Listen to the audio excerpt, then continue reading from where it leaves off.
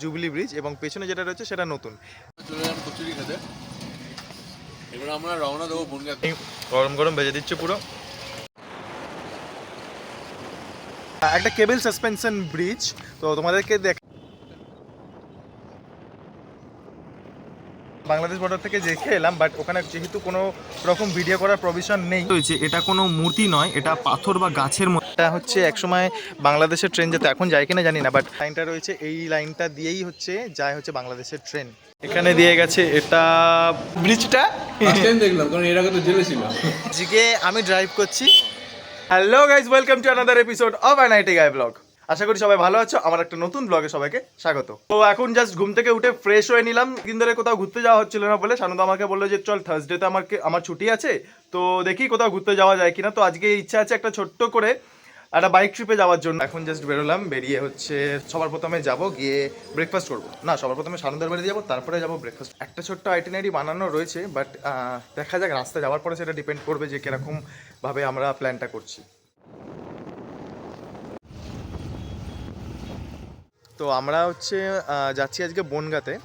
Bongaon border দেখবো, ওখান থেকে হচ্ছে সাইট সিন কিছু আছে সেগুলো দেখবো। একটা আমার মামার বাড়ি আসলে ওখানে একটা মেলা হয় সাত ভাই কালীতলা বলে, তো সেখানে যাবো। বাট তার আগে আমরা একটা লোকেশান এসেছি, তোমাদের দেখাচ্ছি। এটা হচ্ছে ব্যাকগ্রাউন্ড। সামনে যেটা রয়েছে সেটা হচ্ছে পুরনো জুবিলি ব্রিজ এবং পেছনে যেটা রয়েছে সেটা নতুন। মানে এই ব্রিজ দিয়ে ক্রস করে তোমরা যেতে পারবে হচ্ছে ব্যান্ডেল। এই সামনে যে ব্রিজটা রয়েছে সেটা হচ্ছে পুরনো জুবিলি ব্রিজ এবং পেছনে উঁচু মতন দেখা যাচ্ছে সেটা হচ্ছে নতুন জুবিলি ব্রিজ। ওই যে দূরে দেখা যাচ্ছে যে এই বিল্ডিংটা, এটা হচ্ছে ইমামবাড়া। কথা আছে, মানে পুরাতনের যে কথা আছে যে এই ব্রিজের সাথে নাকি ওই ইমামবাড়ার যে ঘড়ি রয়েছে তার সাথে একটা কানেকশন রয়েছে। ব্রিটিশ আমলে এটা তৈরি হয়েছিল সম্পূর্ণটাই। আমরা এখন একটু হালকা করে ফটোগ্রাফি করে নিলাম, এবার বেরোবো। হ্যাঁ, তো সবার প্রথম হচ্ছে যেটা হচ্ছে ফার্স্ট একটুখানি ব্রেকফাস্ট করতে হবে। ব্রেকফাস্ট করবো, করে সোজা হচ্ছে তারপরে বনগাঁ। এখানে কিছু একটা মিছিল হচ্ছে, যাই না কিসের এটা। পেট্রোল পাম্পে এসেছিলাম, আমাদের পেট্রোল ভরা হয়ে গেছে, ট্যাঙ্কে এখন ফুল, যাবো সোজা বনগাঁ।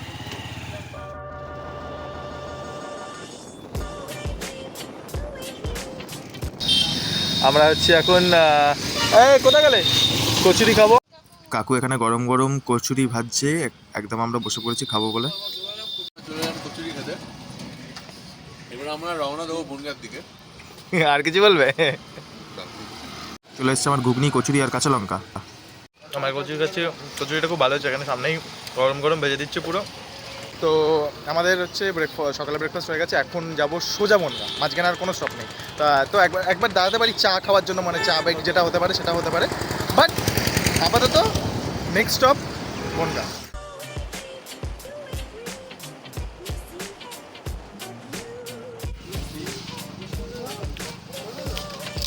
এখন একটুখানি ব্রেক নিলাম, জাস্ট 2 মিনিটের জন্য। আমরা একটু চায় ব্রেকের জন্য পাঁপড় ভাজা খাচ্ছি।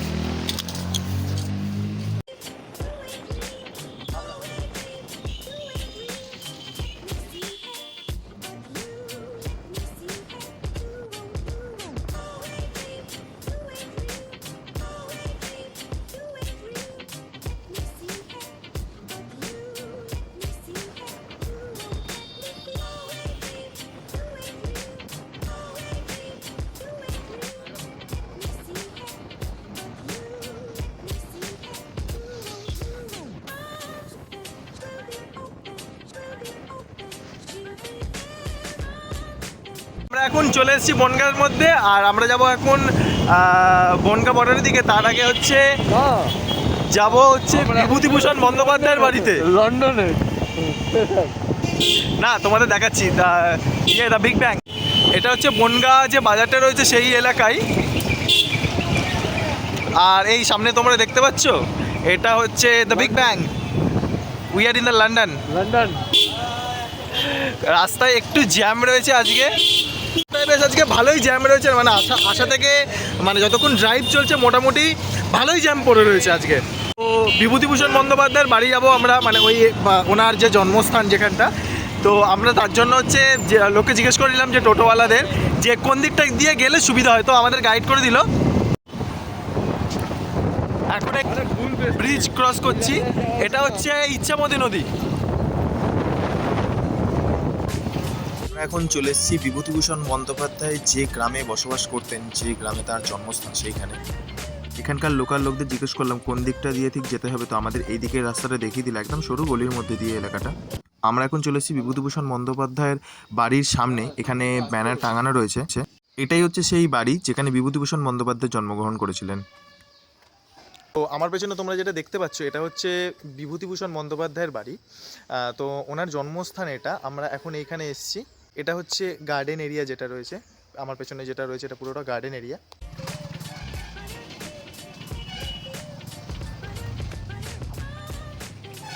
তো আমরা এখন যেখানে এসেছি এটা হচ্ছে একটা কেবল সাসপেনশন ব্রিজ।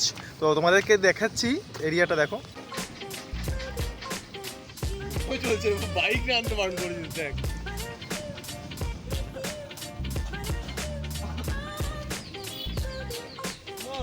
এই ব্রিজটা যেটা রয়েছে এটা সম্পূর্ণটাই এটা কেবেলের ওপরে নির্ভর করে রয়েছে, না একটা না দুটো। আর পুরো তোমরা দেখতে পাচ্ছ পেছনে ভিউ, এটা হচ্ছে ইচ্ছামতি নদী। ব্রিজের সামনে একটা কষান দেওয়া রয়েছে যে ব্রিজের মধ্যে কোনো বাইক, টোটো বা অটো এই জাতীয় যন্ত্রচালিত কোনো যানবাহন চলাচল করা নিষিদ্ধ রয়েছে, শুধুমাত্র পায়ে হেঁটে এটা ক্রস করতে হবে। বাট স্টিল এখানে হচ্ছে সবাই ক্রস করছে, জানি না কেন, কারণ এটাই হয়তো শর্টেস্ট ওয়ে একমাত্র, তাই জন্য। লোকেশনটা খুবই সুন্দর। সত্যি কথা বলতে গেলে ব্রিজটার মেনটেনেন্স প্রচণ্ডভাবে প্রয়োজন।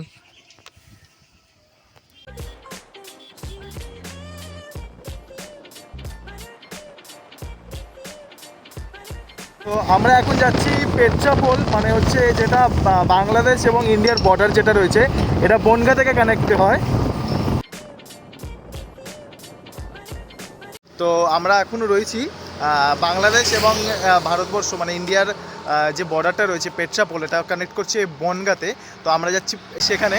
তো রাস্তা তোমাদের দেখালাম, ভিউটা কতটা সুন্দর। সামনে জানি না যে ওই বর্ডারে গিয়ে ভিডিওগ্রাফি করা যায় কিনা বা ফটোগ্রাফি করা যায় কিনা, আমরা জানি না, একটা রেস্ট্রিকশন রয়েছে। বাট স্টিল জিজ্ঞেস করবো, যদি কোনো বিএসএফ বা আর্মি পার্সন যদি থাকে তাদেরকে জিজ্ঞেস করবো যে এখানে কি ফটোগ্রাফি করা যাবে কিনা। তো যদি পারমিশন পাই আমরা, তাহলে তোমাদের ব্লগটা দেখাতে পারবো।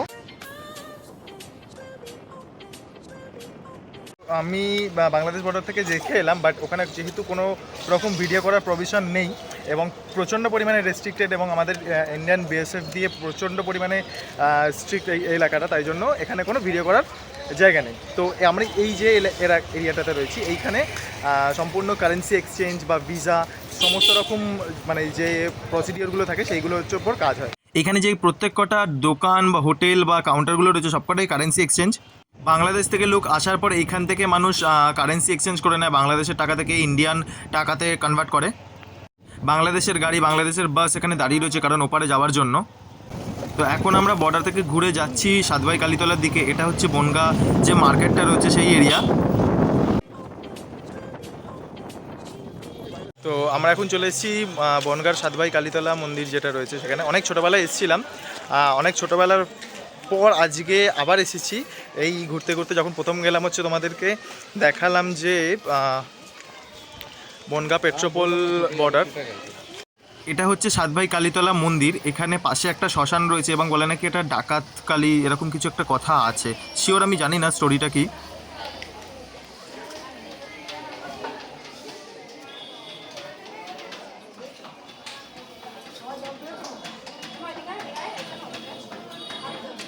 এখানে যে মায়ের মূর্তিটা রয়েছে এটা কোনো মূর্তি নয়, এটা পাথর বা গাছের মধ্যে। মানে হচ্ছে শীতকালে পৌষ মাসে পুরো পৌষ মাসটাই একটা মেলা বসে। তো অনেক ছোটোবেলায় এসেছিলাম, তখন প্রায় 5-6 বছর আমার বয়স হবে, সেই সময় এসেছিলাম। তারপরে আবার হয়তো 7-8 বছর বয়স টাকাতে এসেছিলাম, তারপর আবার এখানে এসেছি। এখানেই সেই মেলাটা বসেছে, তবে সব দোকানপাট এখনো খোলেনি। মন্দিরের ঠিক পেছনেই রয়েছে ইচ্ছামতি নদী এবং এই যে নৌকাগুলো রয়েছে, এইটা নৌকা করে নদী পারাপার করা হয়। না আবার না। তো আমরা এইখানে এখন এই যে রেল ব্রিজটা রয়েছে, এটা হচ্ছে একসময় বাংলাদেশের ট্রেন যেত, এখন যায় কিনা জানি না, বাট বসি। এই মুহূর্তে নৌকাতে রয়েছে, দেখো আমরা এই যে খুব এনজয় করছি গাইস, ফার্স্ট টাইম নৌকায় উঠলাম। না জীবনে ফিলিং কোনোদিন হয়নি গাইস। জীবনে ফার্স্ট টাইম না। আমি আগে একটা ব্লগে তোমাদের দেখেছিলাম যে দেখাচ্ছিলাম ওই যখন দুর্গাপুজোর সময় মামার বাড়ি এসেছিলাম তখন। পেছনে যে মানে তোমরা দেখতে পাচ্ছ ভিউটা খুবই সুন্দর। তো ট্রাই করব যে ওই দিক দিয়ে একটা যাওয়ার রাস্তা ছিল, তো এখন জানি না যে আছে কি না। তো ওই যে রেল ব্রিজটা আছে সেটা উপরে যাওয়ার ইচ্ছা আছে। তো আগেরবারে যখন এসেছিলাম তখন আমরা চড়েছিলাম, আর কাকা বললো যে মাত্র 10 টাকা করে হচ্ছে নৌকার যে ভাড়াটা রয়েছে আমাদের নিয়ে যাবে ঠিক ওই ওপারটায় নিয়ে যাবে। ওই পারে একটা ঘাট রয়েছে।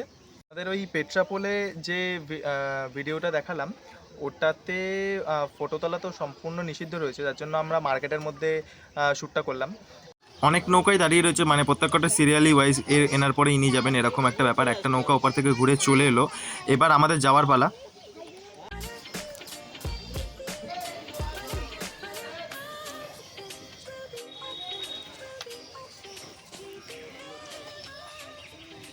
তো আমরা নদী পেরিয়ে চলে এলাম এই পারে নৌকা করে।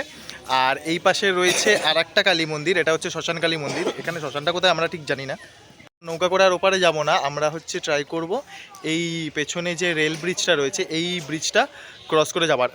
বলে এখানে না, বলে না, উইকে 2 টাইমস মনে হয় এখানে একটা বাংলাদেশের যে ট্রেনটা আছে সেটা যায়, বন্ধন এক্সপ্রেস যেটা রয়েছে সেটা যায়। ওই লালু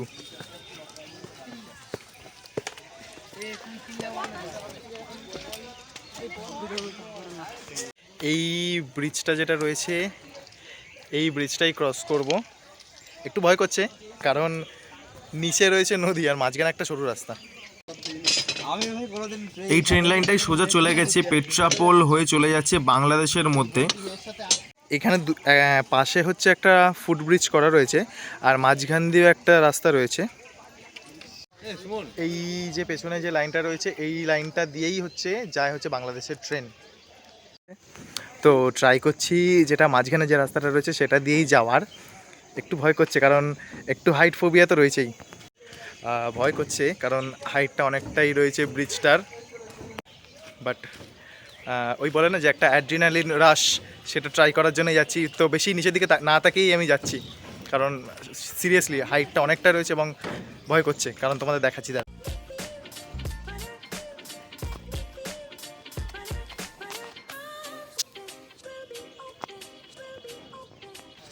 এখানে সামনে প্রচুর লোক দেখলাম যারা ফটোগ্রাফি করছে। এই দাদা হচ্ছে এই হাইটের ব্রিজের ওপর দিয়ে বিন্দাস সাইকেল চালিয়ে চলে গেল। খাতরো কা খিলাড়ি আছে। সিঁড়িগুলো বেশ খাড়াই রয়েছে। তো এবার আমরা যাব হচ্ছে এখান থেকে, এখানে আপাতত হয়ে গেছে সব কিছু, শুধুমাত্র লাঞ্চ করবো। লাঞ্চটা করতে প্রচণ্ড পরিমাণে দেরি হয়ে গেছে, অলমোস্ট 3টে 3:30 বাজে। আমরা এখন চলে এসেছি লাঞ্চ করতে, একটু দেরি হয়ে গেছে, ভাত খাবো। এখানে দিয়ে গেছে এটা পুঁই শাক, ডাল ভাত, লেবু।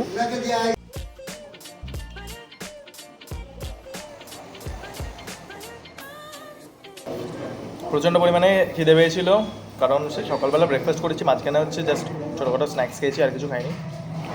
প্রায় 3:30 4টে বাজে, মানে প্রচণ্ড পরিমাণে ঘুরেছি তাই জন্য টাইম পাইনি। এদিক ওদিক করতে করতে এই টাইমটা চলে গেছে।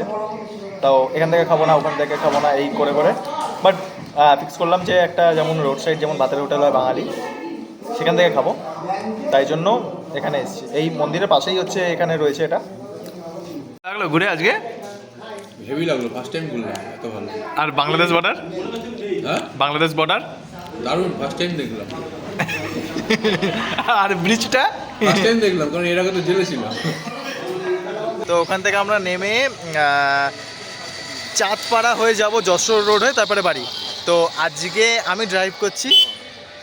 শানুদা বললো যে আমি অনেকখানি ড্রাইভ করেছি, তুই একটুখানি ড্রাইভ কর। তো বহু দিন পর আমি ড্রাইভ করছি। আমি খুব একটা ভালো ড্রাইভিং পারি না, বাট এখানে ফাঁকা রাস্তা ছিল। আর যেটা হচ্ছে একটা ক্লিপ তোমাদের পারলে দেখাবো যদি শানুদা নিয়ে থাকে, বাংলাদেশের বর্ডারের একদম গা দিয়ে রাস্তাটা, ওই রাস্তা দিয়ে আমরা আসছিলাম। তো এখন আমরা ব্যাক করছি বাড়ির দিকে, কিন্তু একটুখানি বাইকে হাওয়া দেওয়ার জন্য সাইডে দাঁড়ানো হয়েছে।